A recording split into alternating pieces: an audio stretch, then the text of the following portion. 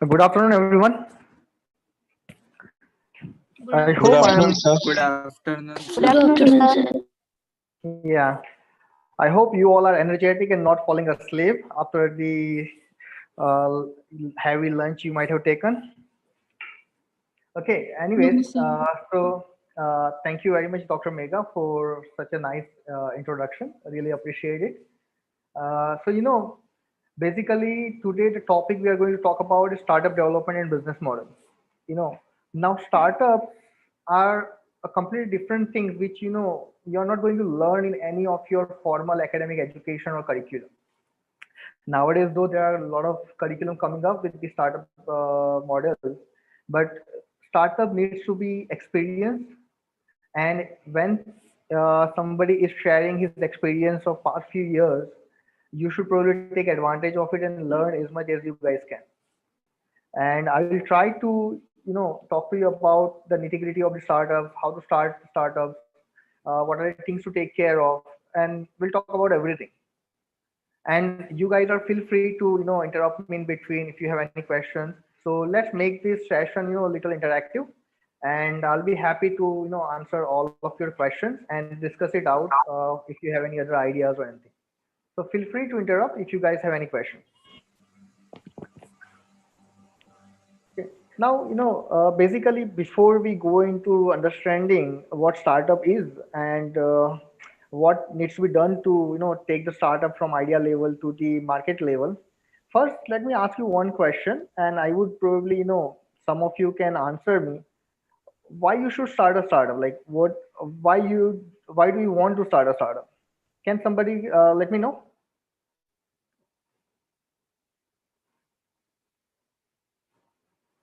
Anyone?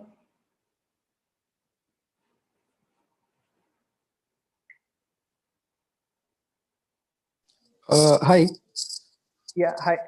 My reason is because I see a problem and I realize that this set of technology can actually solve it. Mm-hmm. So putting everything aside, I think because I believe that I'm skilled enough to do that. So this is just a Okay. attempt to solve that the problem that I see. Okay, thank you very much, Saswat, for your answer. Anyone else want to share like why they want to start a startup?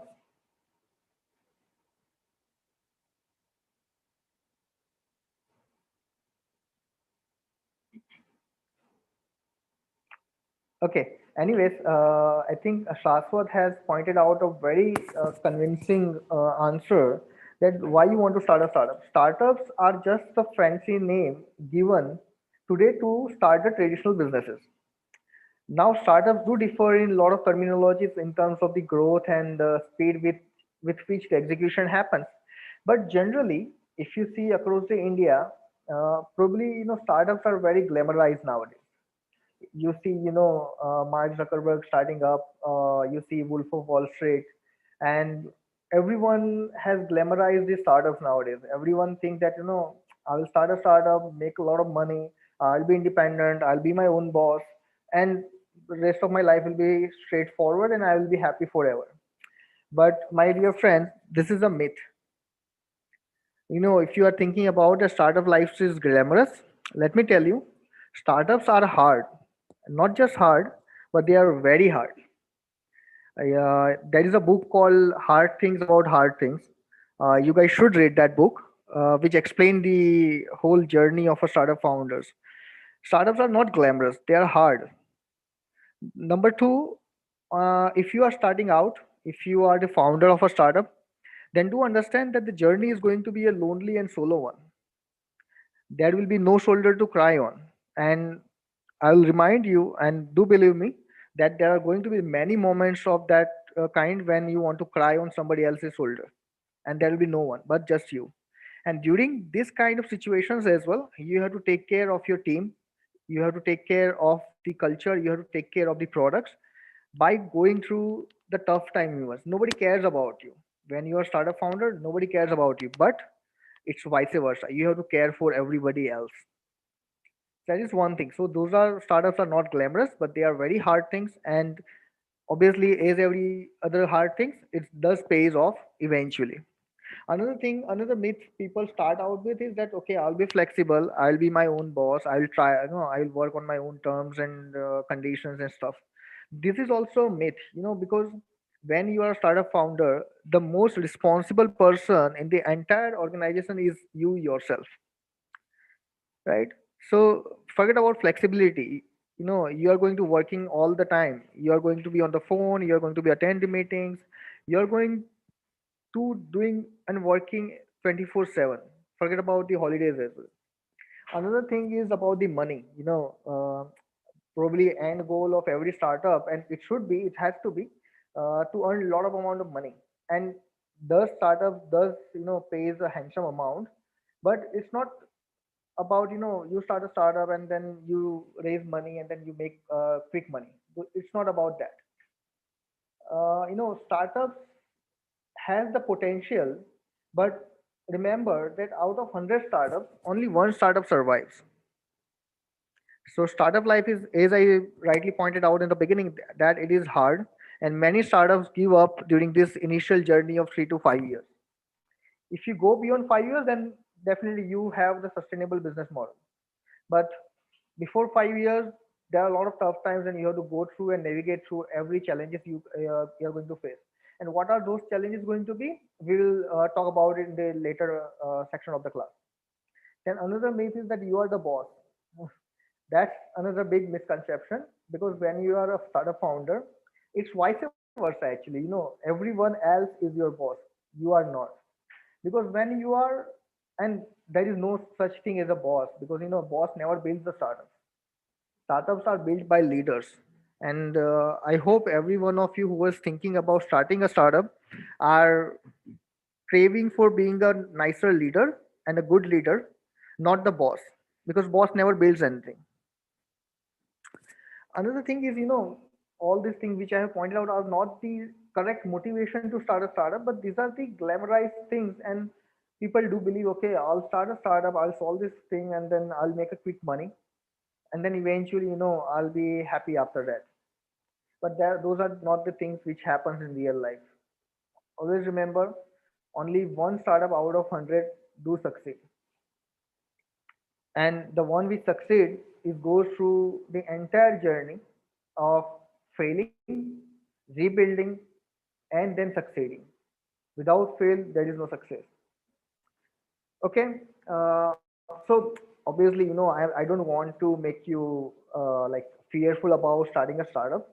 Startups, I just wanted you guys to be aware about the startup culture, startup ecosystem of the country. And as such, currently the government is supporting tremendously for startups to make our India Atmanirbhar. That is the current theme going on in the country, right? That we want everyone else to, rather than job seekers, we want to create a nation where a lot of other people are job creators. And that's a wonderful thing. And starting up is obviously, though it is hard, it does eventually pays off. And always remember, startup is a fancy name for starting a traditional business. What things separates the traditional business from the startups? The number one thing is, of course, startups are different than the traditional businesses or the corporates in terms of the speed with which the execution happens. If you are in a startup and building a product, you don't want to take a long time building a product. You need to go through in a speedy manner where you fail fast, build fast, fail again, build again, and then succeed eventually. Whatever you do it faster way. And that is the one and probably one of the most important thing which separates the giant corporates where the things are little slower than the startups where things are little faster. And there is flexibility in terms of and the movability in terms of the startups as well, because they don't have to take care of the giant workforce or the giant other what you say, the official stuff. So they can, their maneuverability is nicer compared to the giant corporates. Okay, before we go on to how should we start a startup, these are just the little heads up for the people who are looking to start a startup, and be aware that startup lives are hard, and we should not expect that it's going to be all smooth and a nicer journey. There are going to be pitfalls, and we should get back up once we fall again. Okay, so before we go further, I just want to pause here and take your guys' feedback. How many of you are really interested in starting a startup? I will give you guys 5 minutes if somebody wants to share their idea or anything.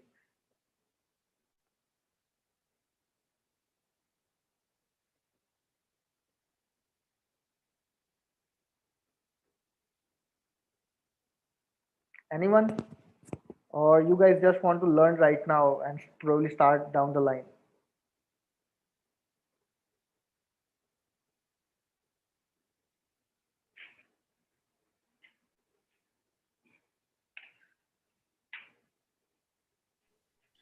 Sir, I have a business model ideas about starting startups. I'm Supnil Hmm. Power from Maharashtra. Yeah, hi, Swapnil. Hello. Yeah, Swapnil, I can hear you. Go ahead, please speak. Sir, I have ideas about starting a startup, like not a startup, but like business ideas. Sir, we know Uh-huh. that looking for a not a startup, but like business ideas about so many innovative projects. Sir, looking to our outside areas, like so the pollution is increases day by day. So Hmm. can we find the solution about like means air algal purifiers, Hmm. solar powered air algal purifier? This is like a business model idea, and I'm Okay, looking for this startup got it. Got it. or some government funding or something grants. Hmm. Okay, So this got is it. one.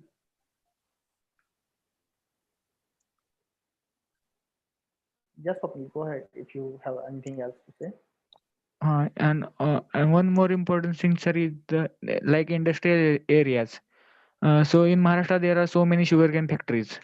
So the Hmm. pollution is increased day by day. So and in that area, we looking for the solar powers algal purifiers for pollution control, and so many such things are important for the pollution. So I am thinking about the when I start up the business model for the algal purifiers, the so many machineries that for required for this model, and this is I think that is nice startup for the business model, and so many things Okay. happen. Okay. Okay, sir. Okay, Swapnil, thank you very much for sharing your innovative idea. Now, there are two cents I would like to put in. Number one, you say that you have a lot of innovative ideas, right? And there are plenty of them. So, very Yes, sir. important point is that focus. Focus is the key thing. So, if you have multiple ideas, and I'm sure a lot of people are very talented and they do have multiple ideas of which they want to work upon, but then as an entrepreneur, you have to prioritize what is the commercial idea which I can take it forward. So zero down on one single idea and focus on that. Number two, when you say startups or business models or ideas, anything it's a business, and eventually business only sustains and survive when you are making money out of it. So if you are able to convince if there is a problem of pollution, I'm sure it is everywhere in the entire world. But then when you are solving it using your innovative approach, it should be you have to take care of that, it should be affordable to your target audience. It can be the B2C customer or B2C, I mean, business to the consumer, or you're selling directly to the industries. In that case, that is a B2B, business to business model. So these are the things you need to take care of. So focus is the key thing here. Out of so many ideas, you should focus and zero down on one particular thing at one particular time, and after that you can definitely pursue other ideas as well. And of course, another thing is it should be commercially viable. It should be easy to make or complex to make, whatever it is, but eventually you need to be able to sell those things to the target audience and the target customers. Then you can make a good business out of this thing. Okay, Swapnil? Okay, sir. Yeah. Okay, so now we go into detail about starting a startup, and starting a startup starts with the idea. Uh, Anyone can come up with a brilliant idea, and you, me, everyone starts with ideas, and ideas are really important part of starting up. right? We'll just see in the next section when we discuss the how important ideas are. We'll discuss and brainstorm two different ideologies. Then obviously once someone come up with an idea and then brainstorm around with friends, family, conceptualize it, and eventually come up with the product development stage. Now product development does happen in the stages as well. We'll discuss it out in the detail section. Then we will learn about the team building, probably one of the single most important criteria for growing a startup or destroying a startup. And then execution, right? I'm not talking about executing a team, but execution of the business model and the business we are running. All right, so let's go to the idea stage. You might have heard several times that ideas are worth a dime, or it's a brilliant $1 billion idea. I'm sure many of you have heard about it. Now, ideas are definitely, different people have different ideologies, and everyone is right from their point of view. Because if there is a 9 written on it from your side, then it is a 6 from somebody else's side. So we should always remember that whatever you do in future, you are right from your perspective, but somebody else is not wrong. He might be right from his perspective as well. So different perspective builds different visions, and this perspective matters a lot in terms of building a country or building a business. So perspective matters. The worldview which we carry is probably the single most important thing which is going to shape whatever we do in our life. Okay, now how many of you have come across these terminologies? Ideas are worth a dime or brilliant $1 billion ideas. And let's make this little interactive. I just don't want to do the monologue. If you guys will participate, it will be much more enjoyable and interactive session. So feel free to talk in between and interrupt me.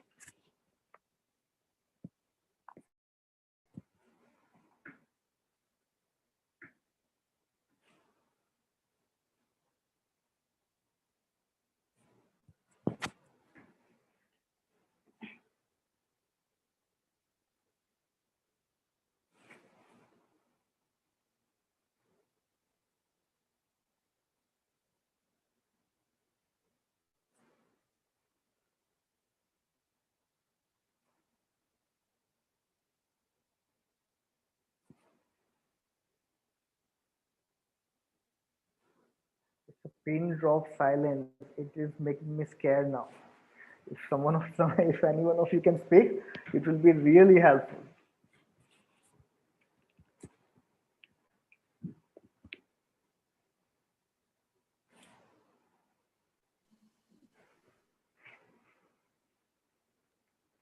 Sir, what is the question? Please pardon.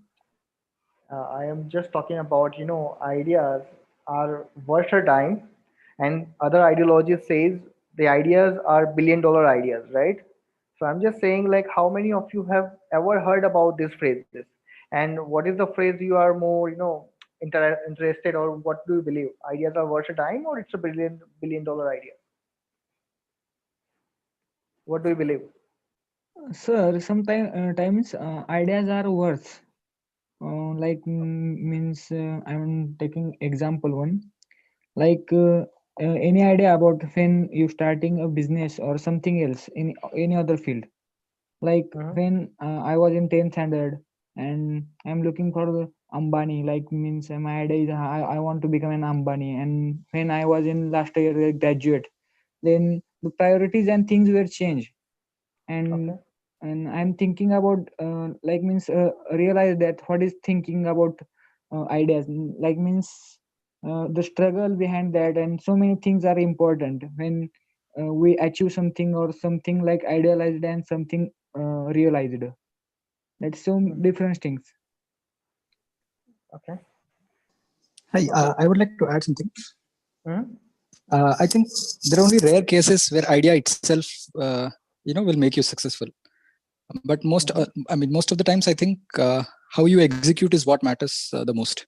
Because we have seen copies Yes. of business, and both the businesses Mm-hmm. are billion-dollar companies now, That's right? So if it is something like revolutionizing, if it is so innovating, then maybe you'll get some name and fame. But again, if you're not capable of executing it properly, it does not matter much, right? So the idea is awesome. I mean, ideas are awesome only at research level or at theory level.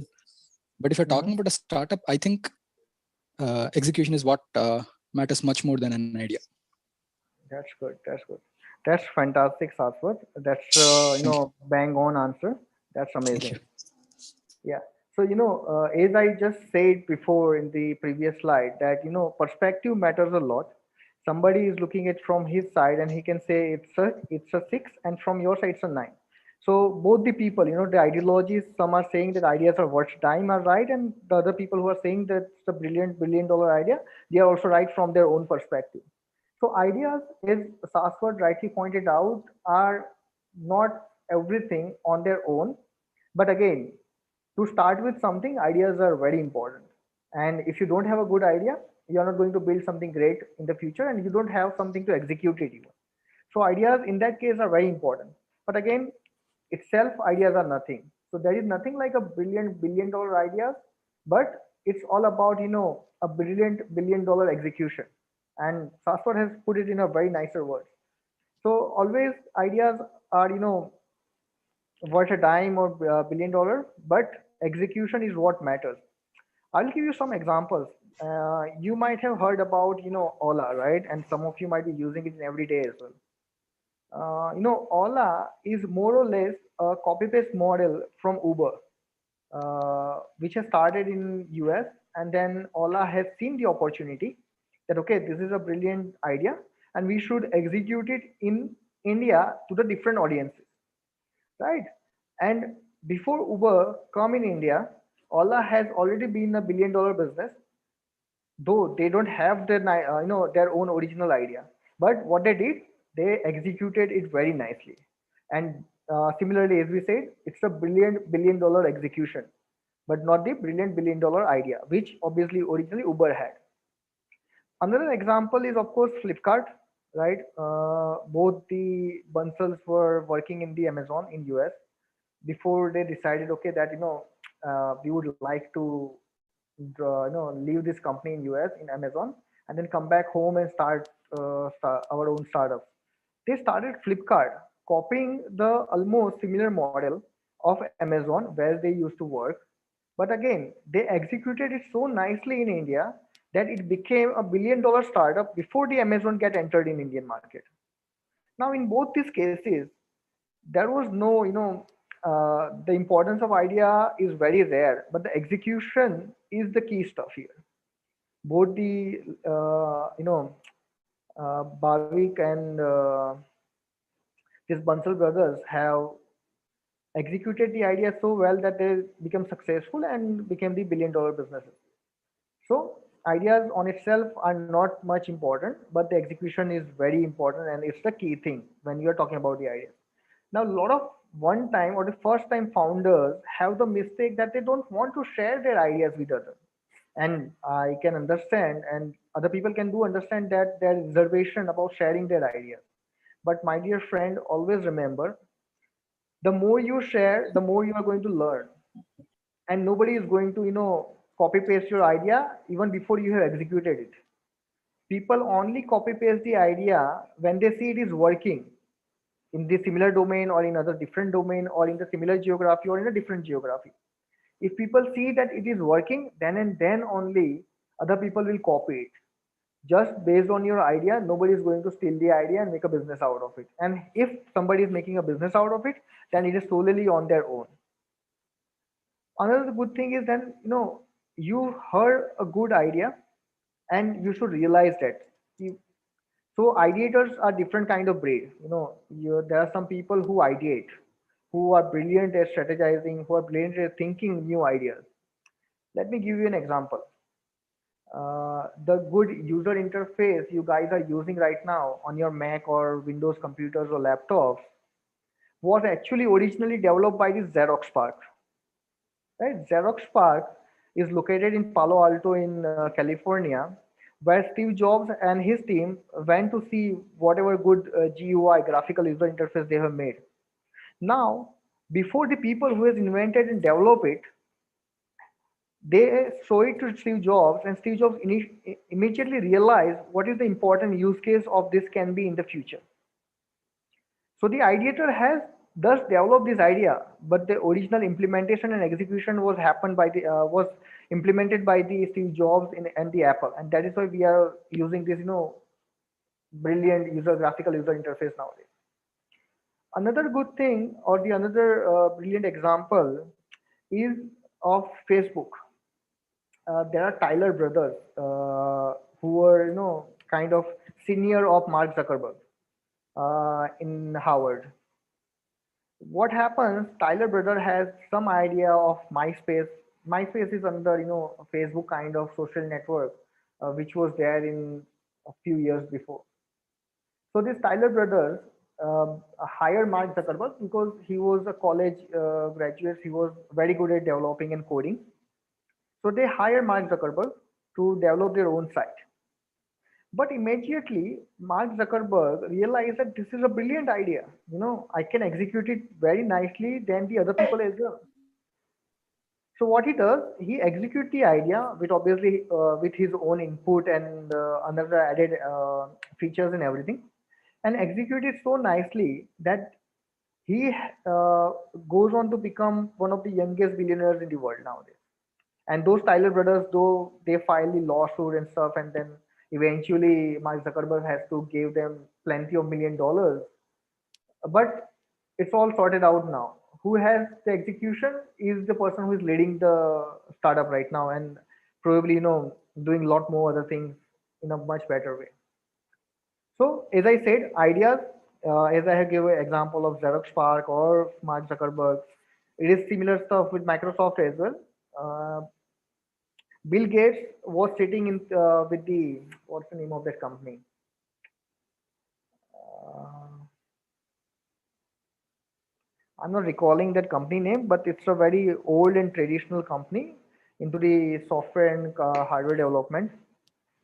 So he was dealing with them, and he says even before he has the original DOS software, that is disk operating system.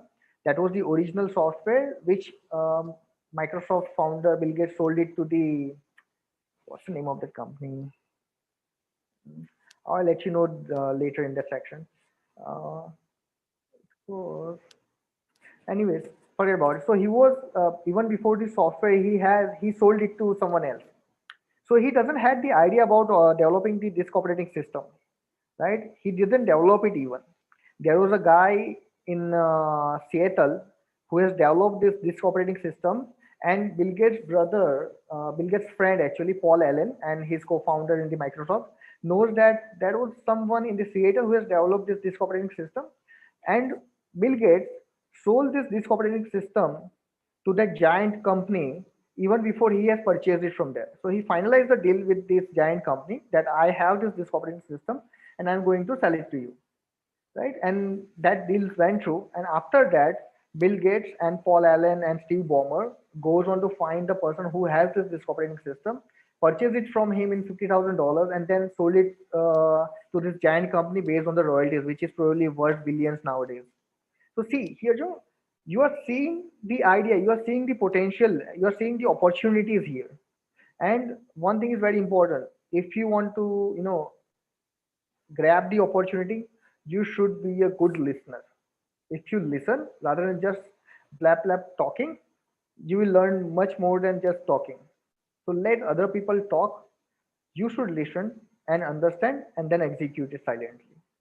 So all these examples are the ideas which are probably brilliant $1 billion ideas, but the execution is even more important, right? So obviously ideas are important or not important based on different ideologies. Everybody can decide what they should do, but never held back yourself just from sharing your ideas.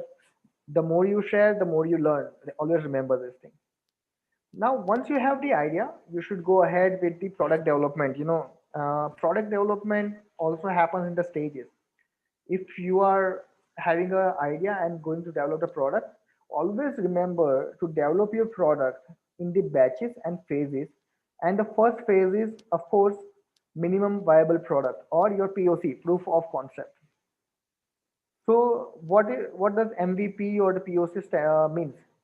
MVP and POC means you are just building the product to prove your original hypothesis or concept rather than developing the whole full-fledged working prototype, full-fledged working product. MVP is consist of the minimum features, minimum viable features, which is important for you to showcase to somebody that this is my idea and this is how it's going to work out.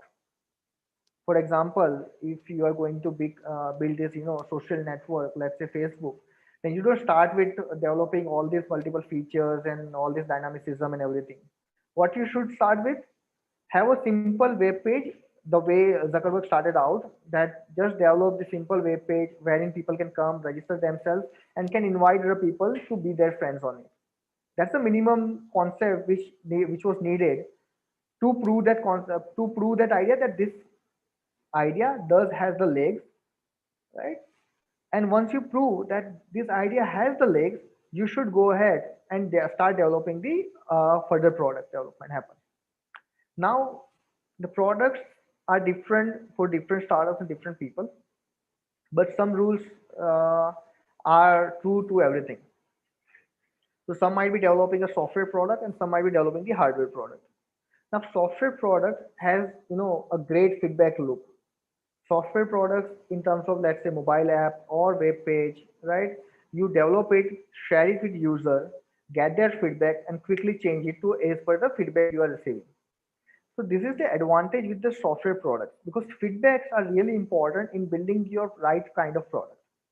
If you don't build something which people want, then you are going to end up crying because there is a good saying, there is a good incubator called Y Combinator in US, who is run by all the billion-dollar startup founders like Sam Altman, Justin Markowitz, and Paul Graham.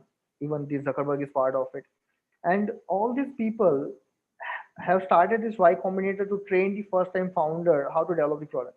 And one of the simple rules they follow is build something that people want, right? So before you start building products, you guys should figure it out that is this the thing which people want, right? And businesses are built around satisfying people's want, not satisfying by which people needs. So you have to figure it out, is this a product they are going to want? And the way to figure out to build a better product is, of course, talking to people, figuring out the actual needs. So again, here different ideologies of different people. Lot of good entrepreneurs and the founders want the feedback from their original target audience to learn that what kind of good products they are building. Whereas some entrepreneurs like Steve Jobs believe that consumers are idiots, they don't understand anything. We should build something and then let them use it, just give it to them. So different ideologies, and both the ideologies depends how good you execute your original vision. And of course, feedbacks are important in either cases. Once you build something, you should always listen to the customer, what they liked, what they don't like, and what they are needing right now and in future. As an entrepreneur, you should always live in future. There is a saying, don't live in past, don't think too much about future, just live in present. But entrepreneurs never live in future, never live in present. They always live in future. They figure out what are the problems currently existing, what are the problems going to arise in future, and then they think about the solution and build a product around it. And that is the way they build these brilliant companies and build these brilliant ideas, brilliant products, and people use it. As a customer uh, who don't have much idea about that their problem is this one, is an entrepreneur, it is our responsibility to make them understand, okay, this is your problem and we are solving it, and you should use this product to make your life easier. And every great invention and every great product always solves customers pain point, which they probably are aware about or not aware about.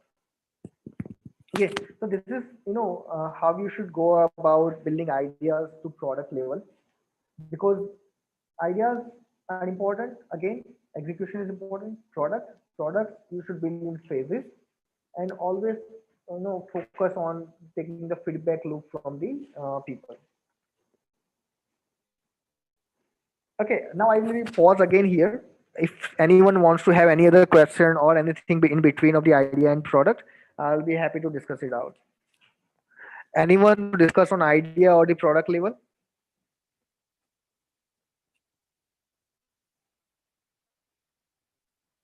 I'll be happy to interact with you guys. If you have anything to discuss out, please let me know. Excuse me, sir. Yeah, please go ahead. Sir, are there people who can just buy our ideas?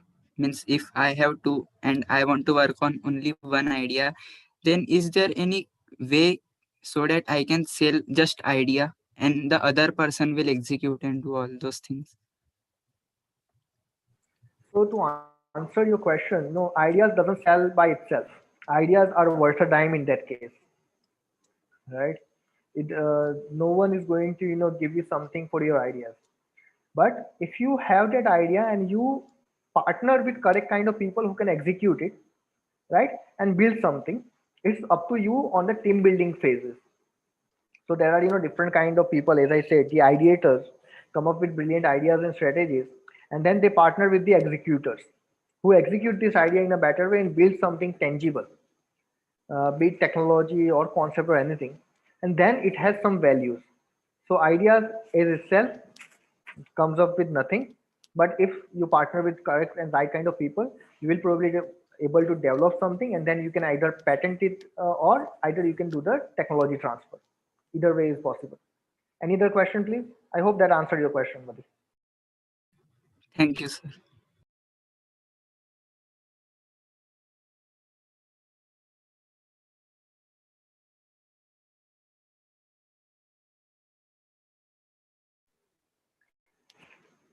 Anyone else? If somebody else has any questions or concerns?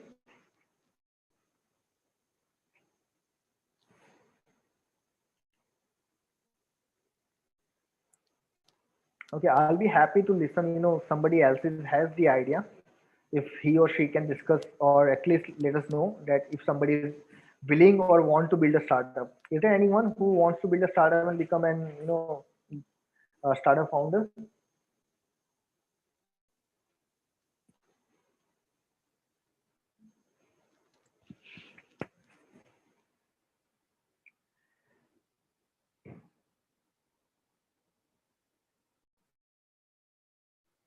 I'll be happy to interact with the startup or prospective startup founder, as it's actually privilege and opportunity to interact with you guys. So if somebody is looking to start a startup, please do share your idea or concept. Sir, Yeah. okay, I'm Amrita. I'm from Kerala. Mhm. Okay, it's not a well-developed idea. It's just we are working on it. Mhm. So I am from the area of agriculture. So a major work process goes with agriculture. So we are trying to do a survey in which we can understand the present problems they are facing, the farmers are facing. So we are Mhm. going to work according to it. So if they have the survey is going on, so there is no well planned one. So we can understand the problems like rain, more rain, and the crop cultivation issues. So many issues are going in many areas in the small village area. So we are concentrating on that area, and we will be providing them the materials of scientific develop something. So we can do something like that. So they will be able to do scientifically, and they can produce more out of it. So it's just a plan, and my friend is working on it. The survey is Mhm. going on afterwards, so it's not a well developed one. So that I was quite. That's completely fine, Amrita. Thank you very much for sharing and really appreciate it. So agriculture is obviously in our country is very much focused sector right now, and there are a lot of government supports and grants and stuff in that area, particular area. You should try to approach any other good incubators in your area. Incubators are the government's agency who can support you to develop your idea and get you necessary resources and funds to take it from idea level to the prototype or the product level. So do look for the nice and kind incubators in your area and apply for it, and probably hopefully in near future you guys will be able to develop it just from idea to the product level. I will Thank you, guess. sir. Yeah. Anybody else? Hello, sir. Mm-hmm. Hello, sir. This is Tejas Pravakar. Okay. Sir, actually, we are working on an idea. Basically, our idea is recycling of PET bottles. Mm-hmm. Like we'll drink Bisleri bottles and Yeah. cold drinks and Mm-hmm. many other in textile industry they'll use PET sheets to pack for packaging. Mm-hmm.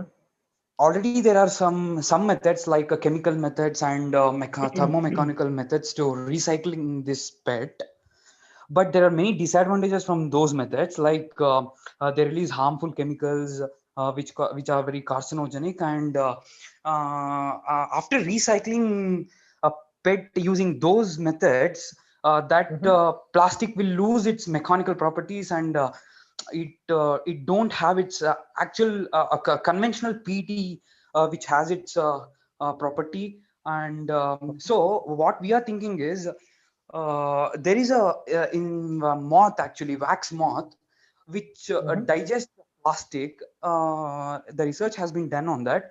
What we are thinking Okay. is we are thinking to extract the enzyme which is responsible for digestion Okay. of the plastic, which is Mm-hmm. actually making that insect to digest the plastic. Mm-hmm. And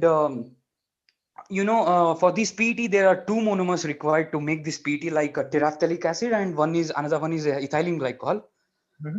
Mm-hmm. After digesting it, it will while digesting it will depolymerize this PET into its monomers, it will give back its monomers. Okay. So there is a huge demand for these monomers in petrochemical industries, like Uh-huh. this ethylene glycol is used as an anti-freezing agent, and also it's used as a coolant in cars. Mm-hmm. So we That's are working on fantastic. it. So I just shared this. Yeah, that's fantastic actually. It's a brilliant idea, and it does has legs, and it does have a lot of good potential. Because I think if you solve this, if you execute it in a nicer way, probably you guys can solve probably the environment's biggest problem actually. So as far as I have understood that you have the method, you can formulate it from the PET to the biodegradable plastic, right? Using the MOT enzyme. That is what the whole stuff is about. Yes, Am I right? actually, we are using the waste PET bottles or waste Hmm? PET products, and we are getting back the monomers out of it, and we are selling the monomers. Got it. Got it. And you have already done the POC and the No, sir, no, sir. on That's base. the problem. That's the Okay. problem. We don't have any proof of concept, and we are looking forward for the incubators or mentors to guide us. Okay. Okay. So I think Prabhakar, I think I can help you with this thing because at our SRISTI we have the bioincubator supported Yes, by sir. BioRec, and Yes, we sir. have the lab facility as well. So Yes, you sir. can just email me, take my contact details from Dr. Mega, and Yes, sir. email me regarding this with your brief, and I'll be able to get you to the incubation and necessary help if I can be of any help to you. Oh, thank you, sir. Thank you so much, sir. Actually, we Okay. had another idea also, sir. Mhm. On the same concept, actually there is an enzyme called as the leaf compost cutinase enzyme. Okay. It actually it's already there. It's all the research has been done on this enzyme. Mhm. uh, it readily depolymerizes the PET and give back the monomers like ethylene glycol and terephthalic acid. Okay. Okay. But this enzyme has been patented by the Germany university. Carb I Carb-based company. Yeah, it's a company named Carboyos company. Okay. If it is But patented, then probably you guys should figure out the other way. That's why we are thinking of this method, sir, which I told now. There is a Definitely, it's a very good idea. Yes, sir. We are looking for the incubators to incubators and mentors to guide us. Yep, definitely, I will be able to help you with this. Just drop me an email with the your required things, and then we'll be happy to guide you to the incubation and other support as well. Sure, sir. Thank you, sir. Thank you so much. Yeah, my pleasure. All right, so let's move forward. Before we move forward, I'll just talk about very briefly about the products again. As I said that make something which people want, right? And what I mean from it, so whenever you are building a product, always zero down on one particular target group or one particular target audience. If you are going to build everything for everyone, you will end up doing nothing for anyone. Always remember this.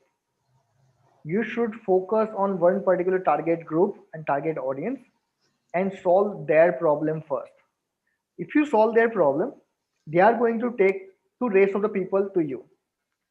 If you are going to target all the people in the beginning, you will end up getting nothing. That being said, there are two kinds of products, like products and loved products. What I mean from like products is that some products are getting built, everybody like them because it's solve their problem, and then everybody is happy.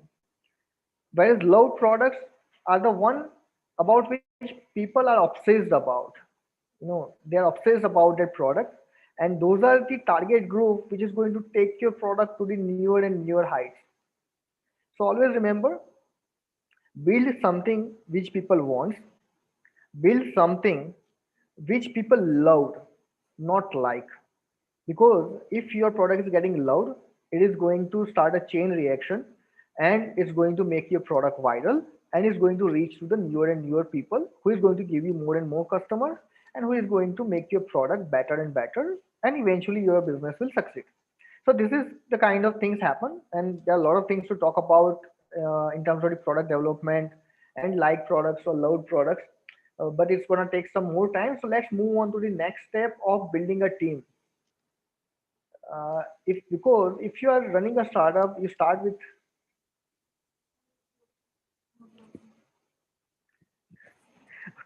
okay. So startups are, as I said, you start alone as a solo founder, or you start with your co-founder. Now, it is always a good idea to start with at least two or three co-founders, because solo founders are not generally supported in the world. Even for in terms of the fundraising, if I talk about, people don't trust solo founders, because those are the investors, those are the people who wants to who knows actually, who knows that the startup journey is hard, and if the founder is alone, he is not going to sustain and survive this hard and long journey. That is why they always prefer to have at least two or three to the best co-founders. There is other reasons for it as well, which we'll talk about in a bit. uh, More than two or three co-founders is also not advisable, because if you have more than three co-founders, then it's going to bring in a lot of different ideologies, and it's going to actually eventually going to make a bad impression on your startup, or eventually on the other people. So how to choose your co-founders? That is one of the base like biggest question people ask around.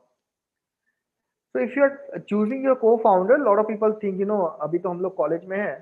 All right, I'll put it in English only. We are just in college right now, and this is my friend, so let's start a startup. This is the normal trend goes on. Okay, we are friends, so let's start a startup. You are my brother's friend, so let's start a startup. You are my cousin brother, so let's start a startup. So this is kind of a trend which happens, which is not right. If you are starting a company, you should always remember what is your strength and what are the skill set needed for you to execute your idea to the certain level to make you sustainable company. For example, let's say we'll just take the example recently given to us, for the making the biodegradable plastics and taking the monomers back from the plastic. So in that case, someone has to be from the business management background, somebody who understands the nitty-gritty of the business, right? Another person should be from the life science or the technical background who understands this life science and the mechanistic things which is happening, right?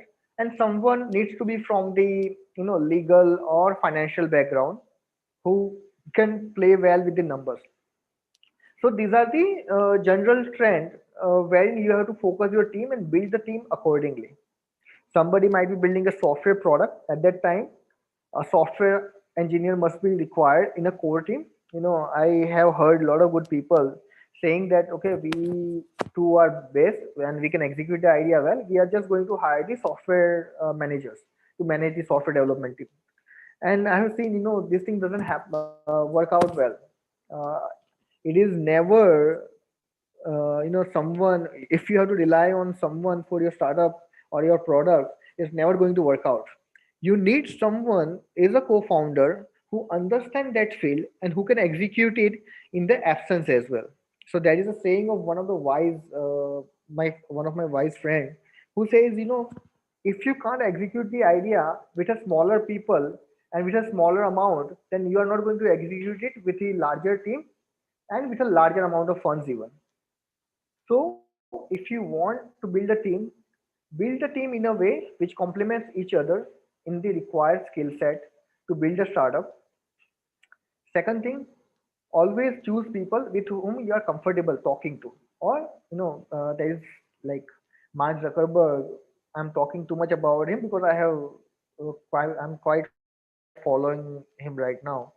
So Mark Zuckerberg has the saying that he says, I generally hire people or generally hire co-founders in a way, if the roles are reversed, for example, if he becomes a founder of another company, then I must be comfortable reporting to him, right? So that is the number one criteria. If the roles are reversed, you must be comfortable reporting to him.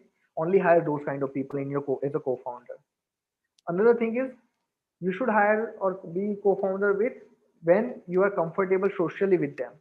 You are able to have a good friendship with that person, or if you are able to go socially outside with that person. So these are kind of good terminologies, emotional equations needed for the co-founders, because co-founders needs to look after each other, and it's kind of husband and wife relationship. As the husband and wife, you co-founders always needs to look after each other, because there are going to be tough times. Believe me, there will be. No matter how good things are going right now, excuse me, no matter how good things are going right now, but there are going to be tough times in future for sure.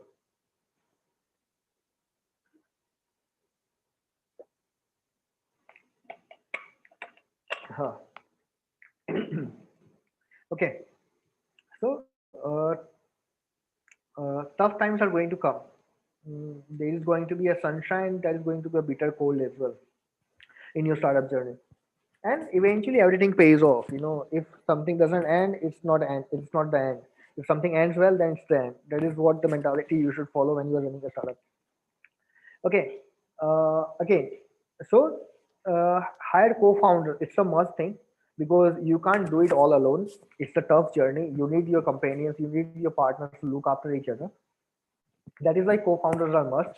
To the base, two or three co-founders. That is also complementing each other's skill sets, and those should be the people with whom you are socially comfortable and must be comfortable professionally as well, even if you have to report to them. So these are initial criteria to hire co-founders. Because why I am stressing out on the co-founder selection is, co-founder fights or the tension between co-founder is one of the biggest problem for destroying the startup. If things are not going well with the co-founder, your startup is not going to succeed. No matter how good your product is, no matter how good your sales are right now, if things between the co-founder are not good, things are not going to work out. Always remember that. That is why I choose co-founders very wisely. And obviously that is the way, once you choose the good co-founders, figure it out what things and the skill set they are bringing in, accordingly split the equity between them. Equity means it's a partnership. You should decide based on the skill set each one of you are bringing on the table. Another theme in building team is team hires. You are not going to build, you are going to grow. You are currently two people, two co-founders, then you're going to hire someone, then you're going to build a team, you're going to reach to 10, 50, 500 people to 5,000 people, right?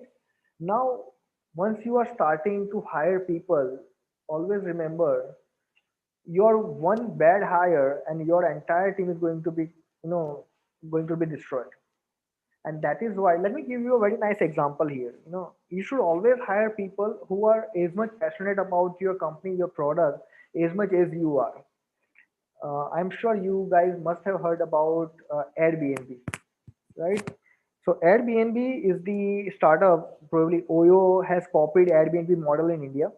Airbnb is the air, bed, and breakfast. And these good ideas have came serendipitously to the founder. Brian Chesky is the founder of Airbnb.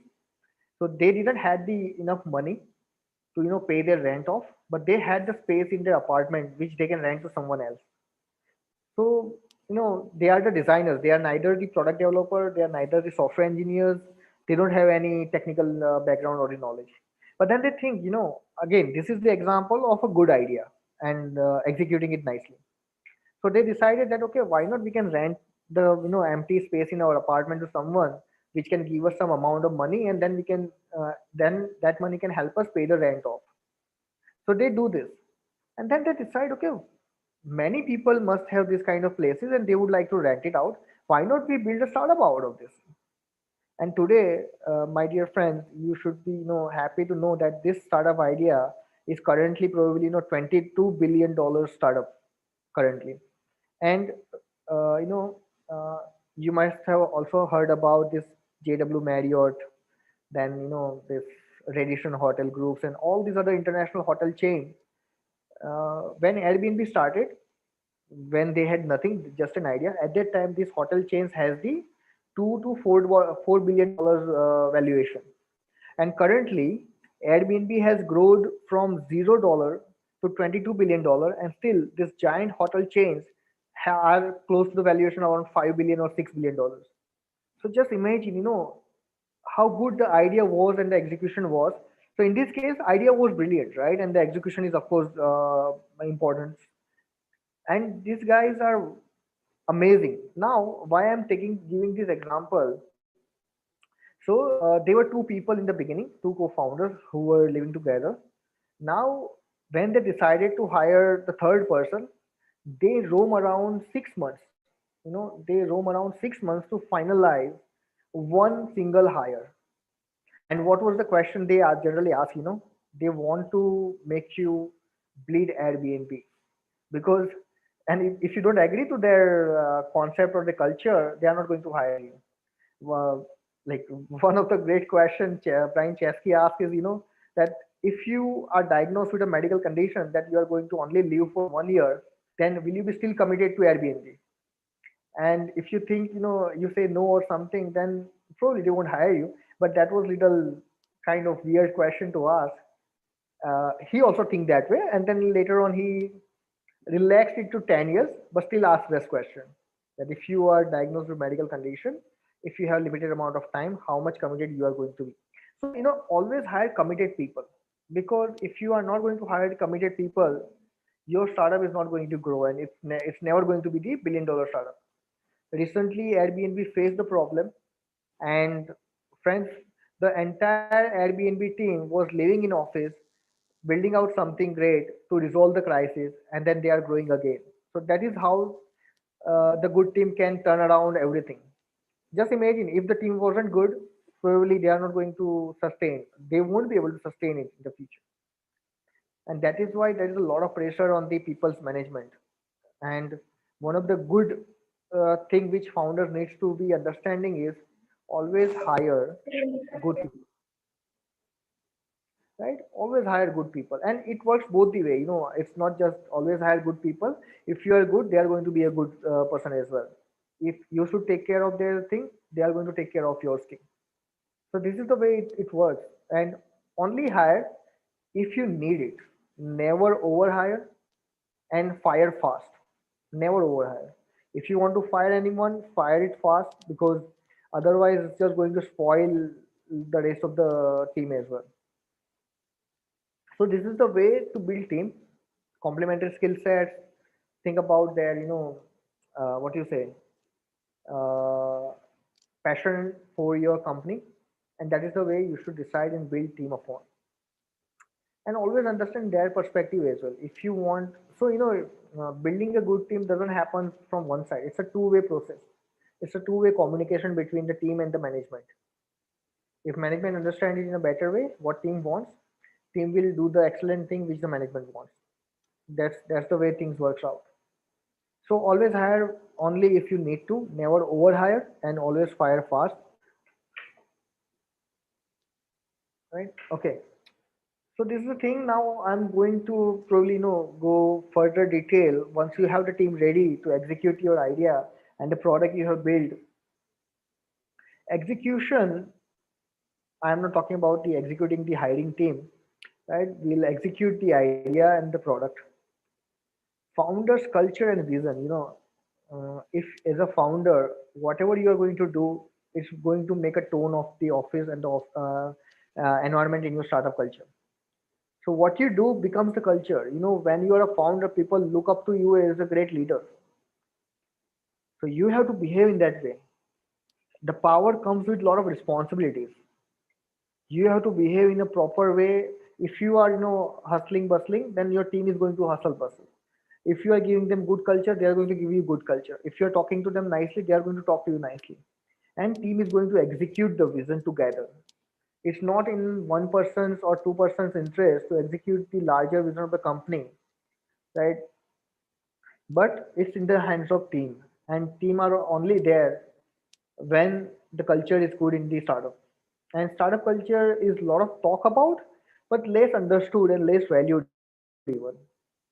And founders are the key people who can, set the tone of the culture, and they should have the immense responsibility of not just hiring and getting fundings and stuff, but also to set a culture. Because believe me, culture is the thing which is going to sustain your company for a long term. Otherwise, it's gonna break down. Another thing is, once you have the required resources in place and the required team, required culture, required vision, then you should execute fast. If you are building a product, build it fast. Then you should get the feedback, improve upon it. Again, if there are some mistakes, again execute it, and then again get the feedback and maintain the quality. So there is, always, if you are going to execute it fast, there are going to be, compromises on the quality. But that is what separates good startup from the bad one, or probably great startups from the bad one. Great startups always execute fast with maintaining the good quality. Whereas good startups can only do one thing. Either they can execute it in fast manner or they can execute it with a good quality. And when someone is doing with the uh, both the things together, that startup is going to sustain for a long period of time. Again, good example is Facebook. When their growth started to slow down in 2008, Zuckerberg set up the immediate executing committee who is looking after the growth. And in short amount of time, those guys executed it so nicely in a fast manner and with good quality that their growth started growing again. So this is how things work. Another thing is, as I said, uh, things are tough in the future, and things are going to be much tougher in the future time. Startup is all about hard things about hard things. Read that book; it's a wonderful book. So there are going to be down times as well, and at that time, just the good speeches or just the motivational lectures doesn't work out. At that time, you have to start small. You have to, if things are not going your way, if you're not executing, if the execution is not happening your way, you should pause, you should relax, and then you should focus on one single thing which can actually change the things around, and that is sales. If you are selling, then everything is going to be sorted out. If whatever you have built is getting in demand by the people, then they are going to love it and they are going to pay you. And once the sales are coming in, everything is going to be sorted out and everybody will be happy. But when things are not going your way, never try to correct it by just good speeches, because it doesn't work. It never works actually. The only thing is going to work out is the resolution of the real problem, that is sales. And always remember, sales fix everything. So if you are a startup founder and if you are going through some bad phase, at that time, probably if sales are coming in good, you are not going to focus much on the other aspects as well, because sales are happening now. That will be great for my startup. I'm growing, and that's the right metrics as well. But inside the team, you should focus on the people's management too, right? There are a lot of other things which I would like to discuss, but I think we are, now close to the end of the session. So I'll probably go ahead and open the session for other people to discuss around. Just feel free to ask me any other question if you guys have. We'll be happy to talk to you.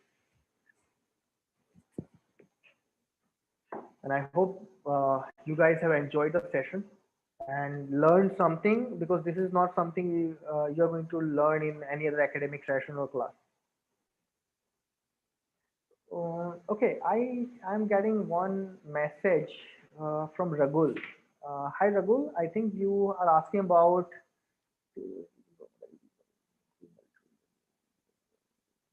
Yeah, of course. If you are doing something good in the agricultural crops and improving the nutritive value, you can definitely go ahead and take that idea and establish it as a startup.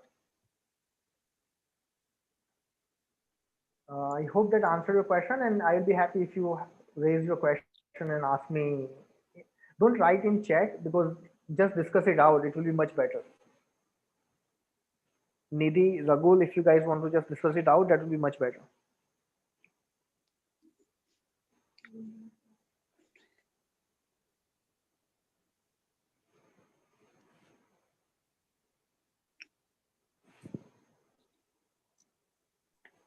Hello, sir. Yeah.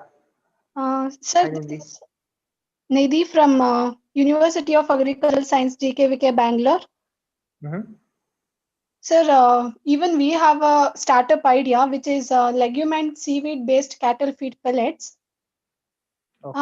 As we all know, this global warming due to methane production is a very serious issue going on these days, and Mm-hmm. major contribution is by livestock.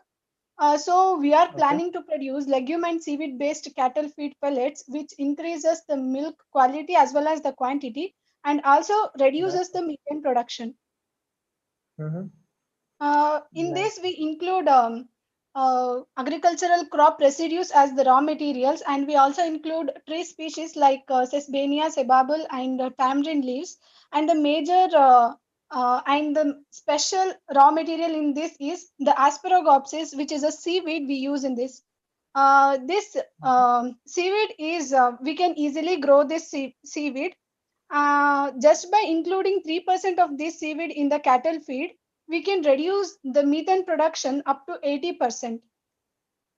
That's So by fantastic. this, the methane production or the total global methane production can be reduced. And when the legumes are the rich source of protein, as we all know, when Mm-hmm.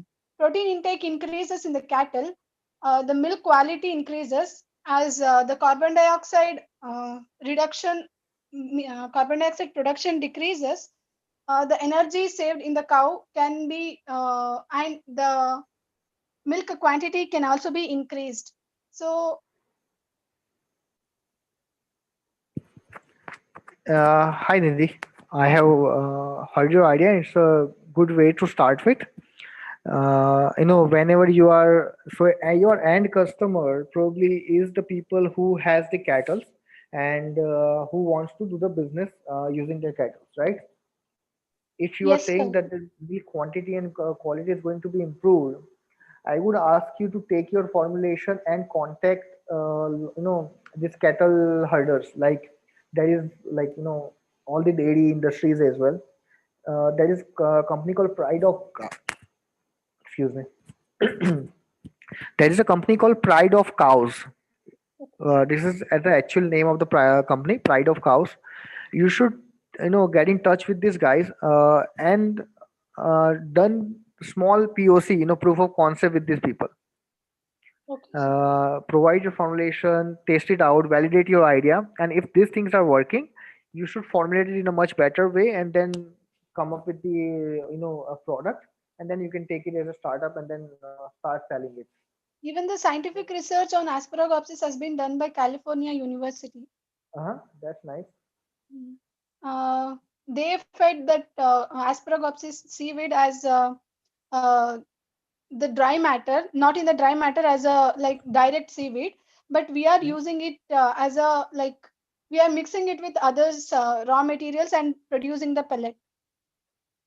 Got it, got it. Yeah, it is definitely a good idea because at the end of the day, you are solving, a couple of problems together, and eventual problem is the good output of the milk, quality Yeah, and yeah. quantity, which is going to benefit farmers or any other dairy industry people, and they will be And happy also, to sir, have your the product if crop it is. residues, will be burnt by the farmers. So we are using That's the crop fantastic. residues here, Yeah, legume that, crop that, that residues as the raw that's material. very nice. That's very nice. That's very nice. So it's a brilliant idea to solve a couple of problems together. It's called, there's a saying, what is it called, like, two birds with one stone. That's Yeah, yeah. fantastic. That's really nice, Nidhi. And if you need any incubation help or any mentorship or guidance, just email me with your things, and then we can talk over the email, and then we'll help you out with the our idea. Okay, sir. Thank you. Yeah, yeah. Thank you, Nidhi, for discussing your idea. Thanks. Anyone else? Hi there. Yeah. Hi. I was wondering, see, there are a lot of research papers that come out, and they just remain as papers itself, right? So there is no Mm-hmm. industrial application of them directly. Yeah. Yeah. So what if we start collecting these research papers, and wherever there are no product based on that paper, I build a product. So how okay is that to do? Is that ethically wrong? Because these people, anyways, they're not interested in the business part or the product part of that. They are just researchers doing the research. So, as far as my understanding goes of these things, then there are, two kinds of researchers. One is basic researcher who does the basic science, who find Right. out the mechanism and things how they work. And Right. another is the application or the translational researcher, who take this Right. basic research, develop the molecules, and cure something which is going wrong in the body or an animal, right? Right. So these are two different kinds of researchers. Now, if you are using somebody else's basic research, you should give them the Mhm. due credit. I am not Right. talking about in the other manner, but you should give them the due credit that based on the research done by XYZ people, we have Mhm. developed this model, right? I think you should give Mhm. them due Mhm. credit, and I hope they won't mind sharing further data or anything, because that thing comes into domain. It's a property of somebody else, the research they have done, right? So you should Right. do give them the proper credit and have the proper, what do you say, NDA or anything which is needed to sign up with them. Right, right. No, but it is okay to do business with their research, right? I mean, of course, they'll Yeah, get yeah. their You credit can and all that. always But reach out. Yeah, you can always reach out to people. For example, let's say there is someone in, let's say in California, Caltech, California Institute of Technology. There is a scientist who has invented that X molecules bind to Y protein, and then it causes the disease reaction. Now they are stopped there. okay, What you can do, you can take this research and target the X and Y molecule and try to cure this disease, right? And understood. at that time, you should Mhm. tie up and collaborate with these people, because there are a lot of other things which needs to be understood when you are going to further develop the product based on that. Right, right. Yeah. Perfect. Thank you. I hope I'm able to answer you in a correct manner. Yeah, yeah. Thank you. Yeah, my pleasure. So we are left with last Hello, sir. 5 minutes. Yeah, Hello, sir. yeah. Please go ahead. Sir, I'm Punarva. Mhm. Hello. Yes, yes. Sir, I'm Punarva from UASP GKVK Bangalore. Mhm. Sir, is that audible? Yes, I can hear you. Please go ahead. Yes, sir. Our idea is to make a coir pith block out of areca nut. Normally, that is made out of coconut, but many research have proved that the properties of areca nut is similar to that of coconut in case of cellulose, protein, and pectin contents.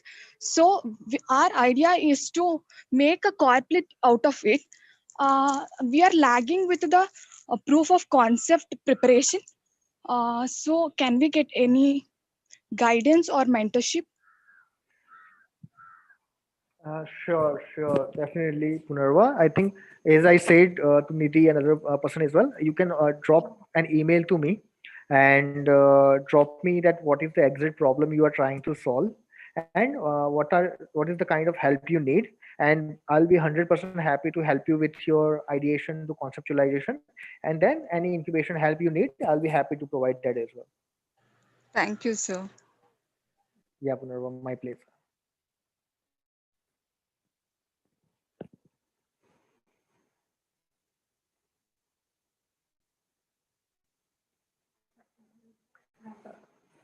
Uh, if any other if there is no other question, then I would like to request Dr. Mega to take it forward. And thank you very much, guys. Really appreciate it. So students, if you have any question, you can write it to me and I'll give you the email ID and contact number. Then you can discuss further about your ideas and you can. So